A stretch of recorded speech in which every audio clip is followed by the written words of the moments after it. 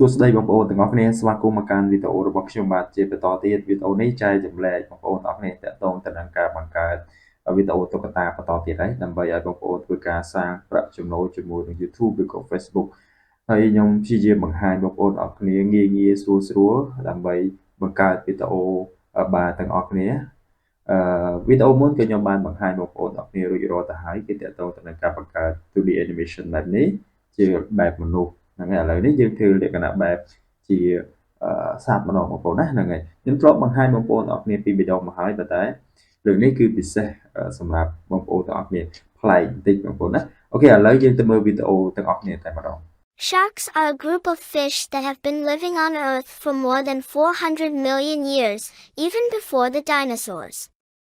They have a skeleton made of cartilage, which is a flexible and lightweight material. They also have several rows of teeth that can be replaced when they fall out. Sharks have a very good sense of smell, which helps them find their prey in the water. Some sharks can also detect electrical signals from other animals with special organs called ampullae of Lorenzini. Sharks eat different kinds of food, depending on their species. Some sharks eat fish, squid, crustaceans, and mollusks, while others eat larger animals like seals, dolphins, and whales. Some of the most well-known sharks are the great white shark, the tiger shark, the hammerhead shark, and the whale shark. Sharks are found in all the oceans of the world, and some can even live in freshwater rivers and lakes.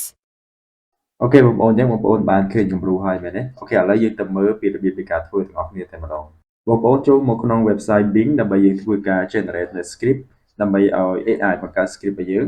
អញ្ចឹងខ្ញុំចូលឆាតបន្តមកគឺបងប្អូន pass script របស់យើងកន្លែងនេះអូខេបងប្អូនទៅ save មកតើបងប្អូនចង់បានអីគេជាក់ស្ដែងគឺខ្ញុំទៅ save បែបនេះគឺទាក់ទងទៅនឹងត្រីបលែន shark ហ្នឹងហើយអញ្ចឹងបងប្អូនចង់និយាយអំពីអីគឺបងប្អូនទៅ save អំពីហ្នឹងតមកគឺយើងចុចសញ្ញាព្រួយ submit នេះមកឲ្យវា generate នៅ script ឲ្យយើង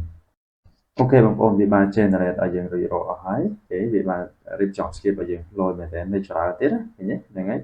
វាតាក់ទងទៅនឹងត្រីបលែន shark អូខេអញ្ចឹងតាក់ទងទៅនឹងការប្រើប្រាស់ជាមួយ AI បងប្អូនប្រើជាមួយ Bing ក៏វាល្អម្យ៉ាងដែរឬក៏មិនបាច់ទៅប្រើជាមួយ ChatGPT ទេគឺដូចតែគ្នាទេបងប្អូនណាហ្នឹងហើយគឺវារៀបចំ script ឲ្យយើងបានល្អដូចតែគ្នាទេដល់ហើយ ChatGPT គឺយើងនៅស្រុកយើងគឺប្រើអត់តន់បានទេបងប្អូនណាអញ្ចឹងយើងប្រើត្រឹម Bing នេះក៏ល្អម្យ៉ាងដែរបងប្អូនអូខេអញ្ចឹងឥឡូវយើងបាន script ហើយបងប្អូនឥឡូវយើងទៅបំលែង script ទៅជាaudio អូខេឥឡូវយើងធ្វើទាំងអស់គ្នាតែម្ដងបងប្អូនទាំងអស់គ្នាខ្ញុំប្រើប្រាស់ជាមួយនឹង website Flicky ដើម្បីធ្វើការបំលែងទៅជា audio អញ្ចឹងបងប្អូនអាចប្រើប្រាស់បានពីរ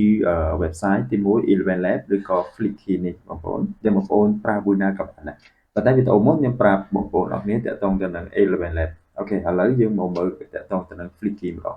អញ្ចឹងបន្តមកគឺបងប្អូនចុច start for free អូខេអញ្ចឹងដោយសារតែខ្ញុំបាន log in ឬក៏ sign up ជាមួយនឹង Gmail ហើយវាចេញតម្រង់បែបនេះអញ្ចឹងបើសិនបើបងប្អូនអត់បាន connect ឬក៏ភ្ជាប់ជាមួយនឹង Gmail ទេអូខេបងប្អូនភ្ជាប់ជាមួយនឹង Gmail ទៅអញ្ចឹងវាចូលតម្រង់នេះដូចគ្នាបែបហ្នឹងតមកគឺខ្ញុំចុចកន្លែង new file នេះមួយមកកន្លែងនេះគឺខ្ញុំយកជាភាសាអង់គ្លេសអូខេខ្ញុំយកតែ audio only អូខេតមកកន្លែងនេះ file នេះខ្ញុំដាក់ចាក់ទេជាហ្នឹងទៅតមកគឺខ្ញុំចុច submit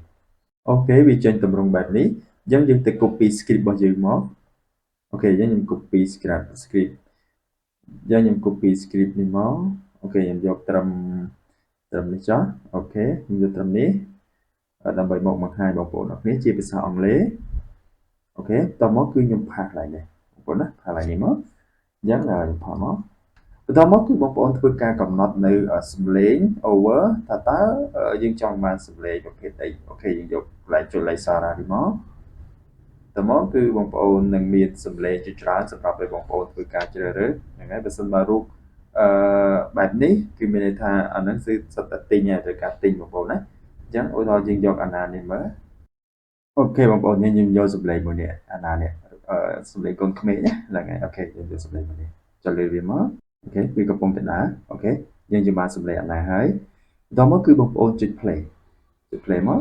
បន្តមកគឺបងប្អូនចុច download នេះ ដើម្បីយើង download សំឡេង audio យើងចេញឡើងហ្នឹងមកអូខេបងប្អូនអញ្ចឹងយើងបាន download រួចរាល់អស់ហើយកិច្ចការបន្ទាប់គឺយើងទៅបង្កើត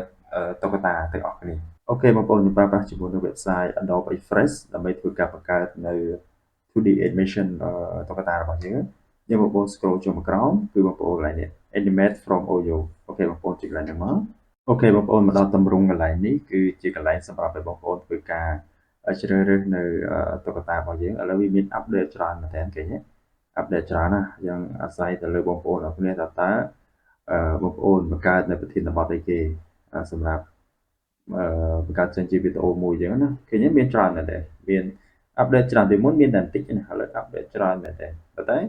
ខ្ញុំបង្ហាញបងប្អូនអរគ្នាទាក់ទងទៅនឹងត្រីប្រឡែនអូខេអញ្ចឹងខ្ញុំយក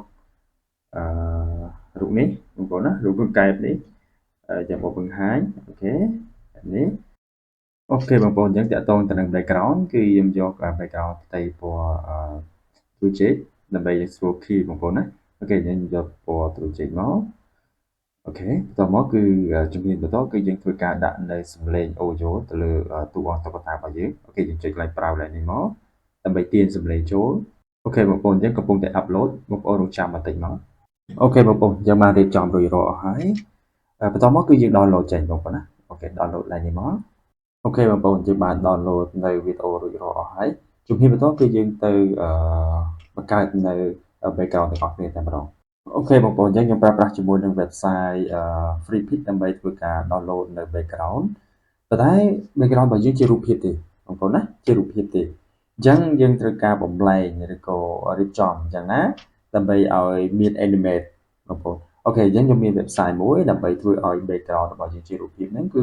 អាចមាន animate មានចលនាបានអូខេឥឡូវយើងទៅមើលទាំងអស់គ្នាបងប្អូនអរគ្នាខ្ញុំមាន website មួយដែលមានឈ្មោះថា AI Pic ដើម្បីធ្វើការរៀបចំឬក៏ generate រូបភាពធម្មតាអត់មានចលនាបែបនេះឃើញទេចលនាបែបនេះឃើញទេអូខេអញ្ចឹងយើងចុចកន្លែងនេះតែម្ដង get start with AI Pic មកដល់ត្រង់ចំណុចនេះគឺបងប្អូនធ្វើការ upload រូបភាពរបស់យើងចូលអូខេយើងចុចកន្លែង upload ឡើងនេះអូខេយើងជ្រើសរូបភាពរបស់យើងមក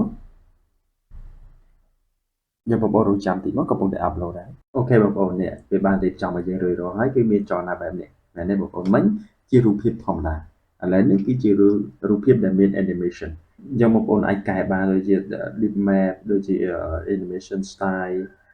បងប្អូនអាចជ្រើសរើស animation style មួយណាក៏បានដែរឃើញទេយើងអាចជ្រើសរើសបានហ្នឹងហើយហើយមួយទៀតតកតងទៅនឹង animation length នេះគឺរ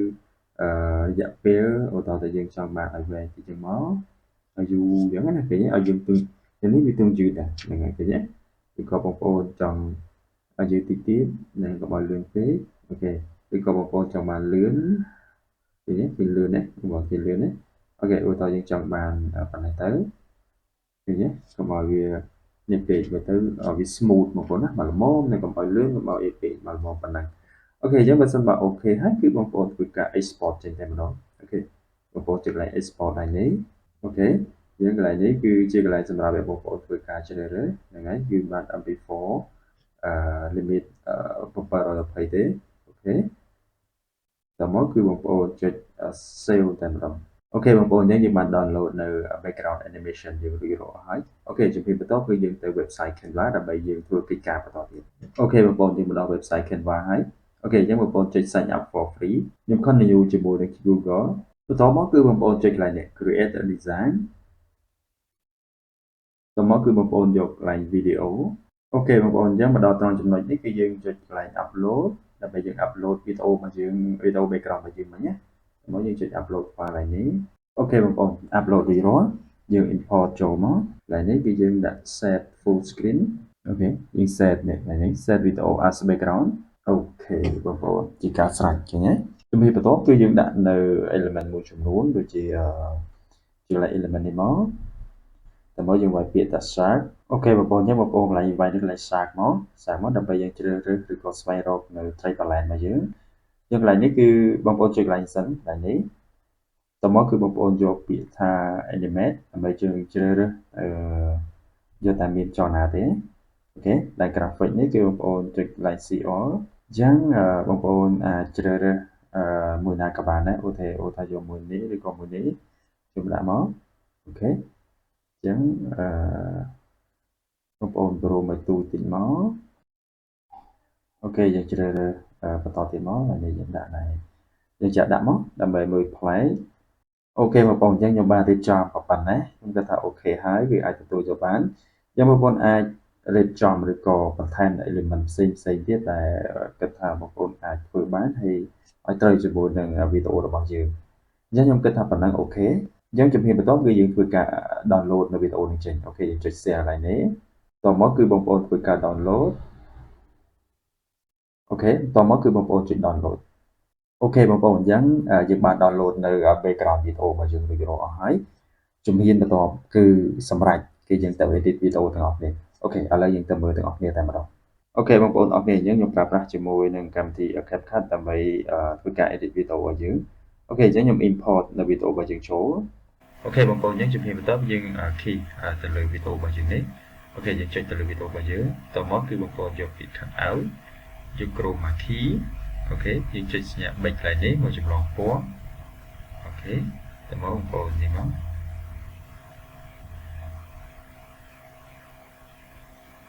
អូខេហើយខ្ញុំដាក់ shadow បន្តិចអូខេតមកគឺយើងសេរីទីតាំងតួអង្គរបស់យើងបន្តិចមកហើយយើងដាក់ឲ្យធំបន្តិចមកអូខេដាក់ប៉ុណ្ណេះមកOkay, animals like seals, dolphins, and whales. Some of the most well-known sharks are the... Okay,បងប្អូនហ្នឹងហើយម្យ៉ាងណាស់គេញ៉េតំដងហ្នឹងហើយអូខេបងប្អូនអញ្ចឹងបើសិនបើបងប្អូនចង់ដាក់នៅ caption ទៀតក៏បានដែរបងប្អូនយកកន្លែងtext នេះមកអូខេតមកគឺបងប្អូនយកពាក្យថា auto caption ទៅបើសិនបើបងប្អូនចង់បាន caption អញ្ចឹងបើសិនបើបងប្អូនអត់ចង់បានទេអូខេបងប្អូន export ចេញតែម្ដងហ្នឹងហើយអូខេចុច export នេះបងប្អូនដាក់ឈ្មោះទៅលើវីដេអូរបស់យើងជ្រើសរើសទីតាំងដែលយើង export ចេញតមកកន្លែងនេះគឺយើងយក18នឹងហើយ30 frame អូខេតមកគឺបងប្អូនចុច export អូខេអញ្ចឹងប៉ុណ្ណឹងជាការស្រាប់អូខេបងប្អូនអរគុណអញ្ចឹងវីដេអូរបស់ខ្ញុំដែលបង្ហាញអំពីតកតងទៅនឹងការបង្កើត 2D animation សម្រាប់ឲ្យបងប្អូនធ្វើការសាងប្រាក់ចំណូលជាមួយនឹង YouTube ឬក៏ Facebook មានប៉ុណ្ណឹងអរគុណបងប្អូនអរគុណសម្រាប់ការគាំទ្ររាល់វីដេអូរបស់ខ្ញុំបាទខ្ញុំនឹងមានវីដេអូថ្មីជាច្រើនទៀតដើម្បីចែករំលែកបងប្អូនអរគ្នាអូខេអរគុណគ្រប់គ្នាជួបគ្នានៅវីដេអូក្រោយ